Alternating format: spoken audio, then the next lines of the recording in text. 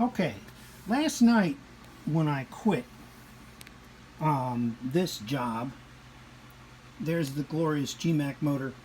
Um, the rear end of the bike or the trike was all put together. It had the rack on it, it had the fender on it, it had all this garbage on it, and everything basically was in the way. And what I should have done in the beginning is I should have taken the whole thing apart and just forgot about it, and I probably would have been better off.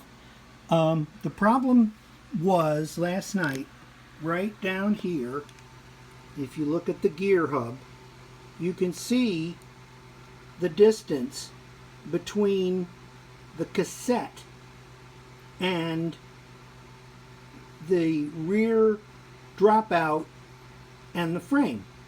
Now the wheel is set into the dropout, which was not a problem. And sometimes they say that, you might need to file a little bit.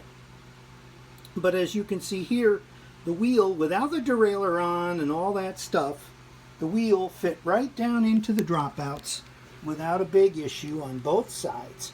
Okay, so the problem was on this side, the cassette was rubbing against the frame and it locked the chain against the frame.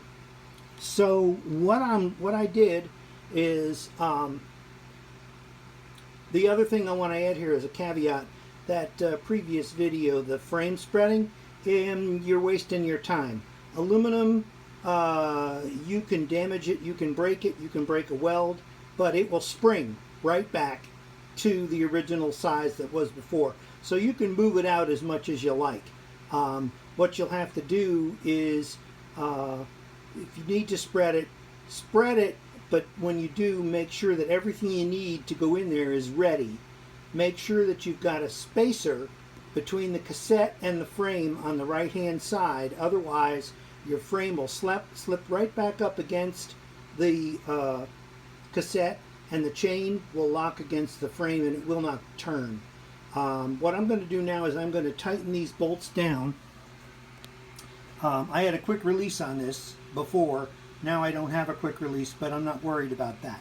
Okay, I am going to tighten those bolts down, and then we're going to try and reroute the chain. I'll probably have to take the chain apart, but we'll see. Because right now, dealing with the chain and the derailleur, trying to get it all in one place at one time and secured is just almost impossible when you're working by yourself.